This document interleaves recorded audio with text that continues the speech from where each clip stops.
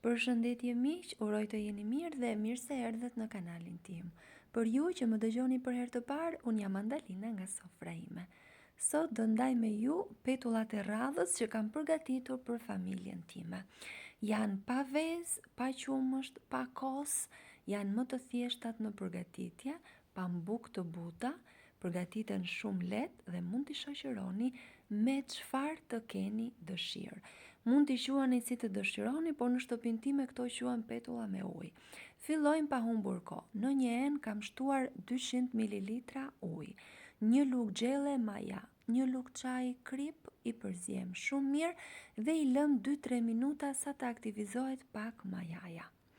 Pasi është gati, kam shtuar një lugë gjelle uthull. Unë kam shtuar uthull molle, po mund të shtoni, më falni, edhe uthull rushi.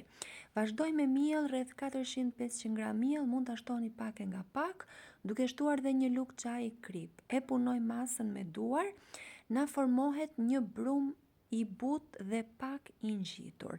Mos u merakosni për këtë, nuk do ju marr shumë kohë, mjafton të bëhet një brum elastik dhe e lyejm me pak vaj ulliri sipërfaqen, e mbyllim mirë me një qese kuzhine dhe me një pecet të pambukt dhe lëm të pushoj për rreth 1 orë.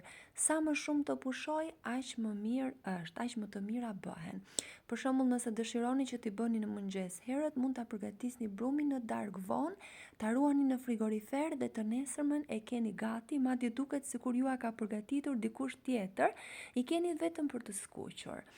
Dhe pasi ka pushuar brumi, do ta presim në kulaçka të vogla, kështu me duar duhet i lyeni me vaj, pasi siç e thash në fillim, brumi është i ngjitur. Siç e shihni, është mjaft elastik, hapet shumë lehtë dhe do t'i skuqim në vaj të bollshëm.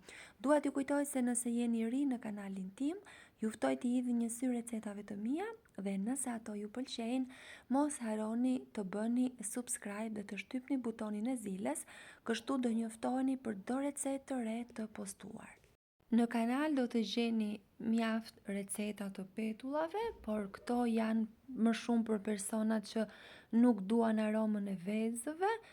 Bashkëshorti im për shembull, për të këto janë petullat e tij të preferuara, pasi ai nuk e duron shumë aromën e vezëve në brum, por gjithsesi unë ju sugjeroj që ti provoni, pasi mund t'i shoqëroni me çfarë të keni dëshirë dhe qëndrojnë pa mbuk të buta edhe pasi ftohen.